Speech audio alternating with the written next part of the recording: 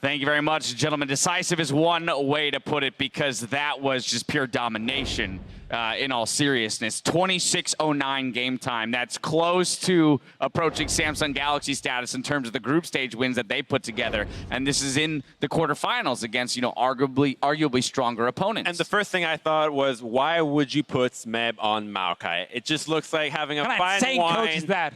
Drinking Coke with it makes no sense. But when you're outclassing your team by so much, who cares? They just spanked our EDG and no chance. Yeah, this pick and ban phase really again shows one of the things we had in the pregame about like the flexibility for Rox Tigers and in what they can do. Not only the players, but like the champion pools they have, understanding of like counter picks. So Kennen first pick from EDG makes sense because they removed Jace. So like, okay, let's give him the safest laner top. Kennen, no counters because Jace is gone. Well, then suddenly you pull out a Maokai, which you don't expect right here, which once you get like just one MR item, you can actually lane just fine, and you even outscale the Kennen coming into team fights. So that was just a super smart counter pick, and everything else just went in favor of Rox. Aurelion Sol again. But the thing that's incredibly frustrating, I guess, when you look at this draft is where like they lose top lane by an acceptable amount in, at least my opinion, in game number 1. And then game number 2, they play further towards top side of the map and leave bottom lane even more exposed. They pick a very risky AD carry in Jhin, who if you do not get ahead is immobile and cannot really dodge all these ganks. And then you give over Aurelion Sol for Ryze, which didn't work in game 1. That's just, when you look at this pick ban phase, picking yourself into a worse situation on the bottom side of the map is just so confusing. And to top things off, banning the Olaf as your last pick, you know that the two remaining junglers that are pretty contested are the Rex and the Olaf. You need clear love on that Rex side. Rox has not banned it yet. Maybe you can get the Olaf, shake off the jitters from that first one, but getting rid of it, you just end up picking the Hecarim, and all you do is turn yourself into the glue that will solidify Rox for the semifinals. Exactly. Like, if you keep banning one guy, in this case Peanut, and he just keeps playing Lee Sin and like outperform your jungler, well, maybe banning him is not the solution then, because you use 2 bans every time now.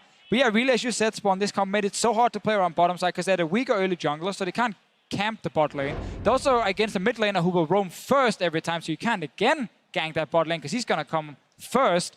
There's no way, I feel, for EDG to win the game with their players in this draft.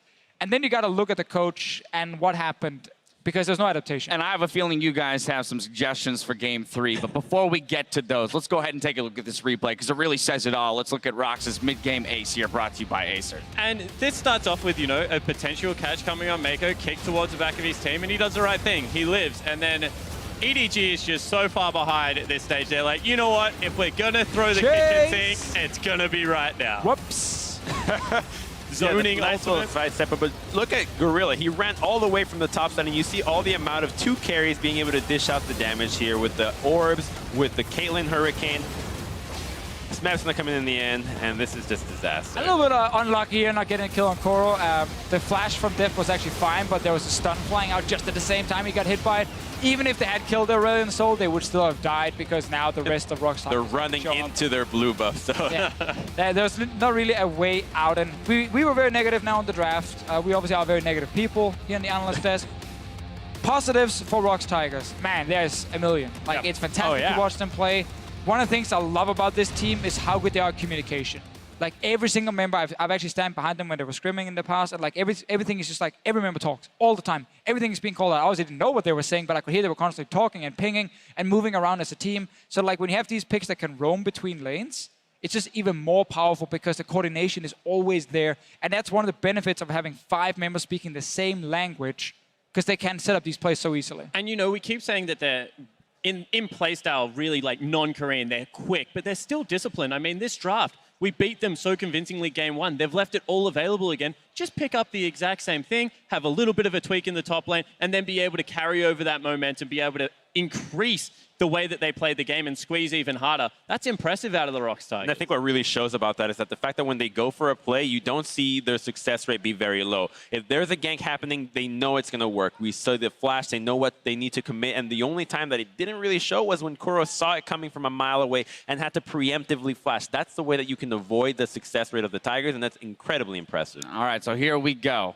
EDG has to win 3 in a row, but let's maybe see if we can get them to win 1. Spawn, you're going to be sorry to hear this, but no subs are coming in. That means Scout will be playing in Game 3. Rox is swapping back to the blue side. But gentlemen, we've talked a lot about Champion Select and our distaste for maybe some of the bans and picks on the side of EDG. What do you suggest they do here going into Game 3? I think that you wait for the Aurelion Soul to come out first, and this time around, you just go all in. Pick an assassin for Scout. You try and get him on something like a Zed, see if you can control and have legitimate threat in the mid lane. Because if they can't get this mid lane out under control, then there's just no way you come back into the game. If you want to leave Aurelion Soul open, I think you should actually pick it yourself.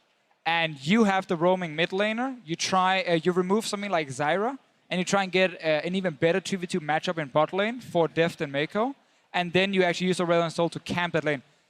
Think about that, actually, you can actually give them Zyra as well, because you can camp it pretty easily, but you need something that can set up a gank bot lane and someone who can roam. But I do feel like this is 2 years in a row where EDG has been outclassed going into their final. This isn't Rox, you know, getting a lucky pick ban or, you know, performing a little bit better. They're crushing them at the moment, the exact same way Fnatic did last year. I mean, why don't we see something like Maokai for Koro in the top lane, a Karma in the mid lane, a Jinx and an Alistar in the bot lane, and really, as you mentioned going into Game 2, Spawn, building something entirely around Deft, saying that, hey, but you know, give clear Lovely Sin. Now you have disengage on your jungler as well. Well, I feel like at that point you're just dropping the morale of the team completely. You're just saying, hey, all of you are actually underperforming. We're only going to count on Deft to do this. And you just don't go into a game feeling very good about yourself when you're doing that. IMA did it, and this is why I was thinking about it. They lost. They're not here. They did lose, but they were the best performances that the IMA did put on when they were like, we're going to just go completely late game. We're acknowledging our laning phase is bad. I think that you go one or the other extreme. You either go all in on the early game, get the Aurelion Soul, get an assassin, try and roam around, or you go all in on the late game, get a hyper carry, see if you can take it. I'm going to let you get into yeah, okay. But here's the thing. I mean, yes, I may lost, but EDG's losing right now, doing what they're doing. So suggesting that like this other thing might not work just because, you know, it's like they're losing currently. I would say that switching something up entirely, right? Giving themselves, and look, we just saw what Maokai Lee Sin can do in the early game. If you talk about taking pressure off of a top laner, giving them a point-and-click CC and a jungler that can capitalize that, maybe that lane doesn't go so horribly into Smeb's favor. I mean, it also has to be the hands of the players. I personally don't really think EDG has much of a shot here. We even saw Hecarim missing ultimates left, right, and center. I don't think that... he only missed one ultimate. There was only one that we saw. It was only one that we saw, but he only missed one. You said 0% success rate. There was a plural in there, Crumbs. And again, I mean, we're recognizing that this is an uphill battle for EDG, right? All three of you predicted that Rox is going to win in the first place. That's the way that it's going right now. We are grasping at straws. I recognize that. But that's why I'm just trying to push you guys to find as many maybe different avenues that EDG could come out with here in Game 3 to scrap together a victory. So if they want to run a tank top, it's most likely going to be Poppy. Even though it was banned in Game 1, obviously, when Rox were blue side. Yeah, you can try and surrender that lane, definitely. But then you need a strong 2v2 bot side that has to be able to win that 2v2 lane. And you need something that can both gank early game and actually roam down and help them from mid lane, and then you just surrender top side and camp bot lane only. And we talk about it all the time. You either need pushing side lanes to be able to collapse on mid, or pick a side of the map that you're going to play towards with a lot of your utility on the other side of the map that just, you know, is a Poppy, is inherently tanky. But at the same time, when you have a look at this, when you have a look at the tools that they're working with right now, it's just so telegraphed. Because if you like pick a side of the map, well, EDG is always going to pick bottom right now because they're playing with an emergency substitute. And unfortunately, the Rox has the best top laner in the world right now on the top side of the map that is going to crush you if you play that way. Final thoughts here, Crumbs? I mean, I really don't think that EDG has much of a shot, unfortunately. As you mentioned, the tools, looks like EDG sitting with the wooden age and Rox is sitting in the futuristic era. Like, it really is just such an outclass in every single aspect of the game that I just don't really see anything that they can grasp to actually make a comeback here. If Pawn was in, I would be like, okay, maybe now. All right. With Scout, no. Odds stacked against them. I don't think anybody's questioning that. Don't go anywhere because the match point is coming up in just 3.5 minutes.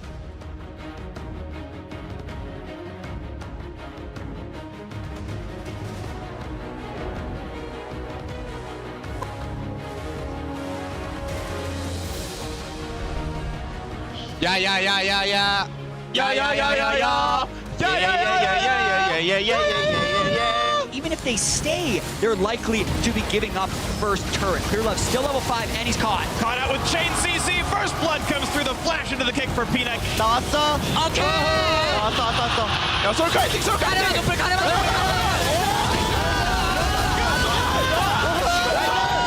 나이스. Svev is invincible, as we know. 4v3 as another kill comes through. Now Def caught out. There's the stars, there's the kills. Clearlove gets a bit of a terrify, but has to run for dear life. And Rox Tigers going to make it a swift 2-0.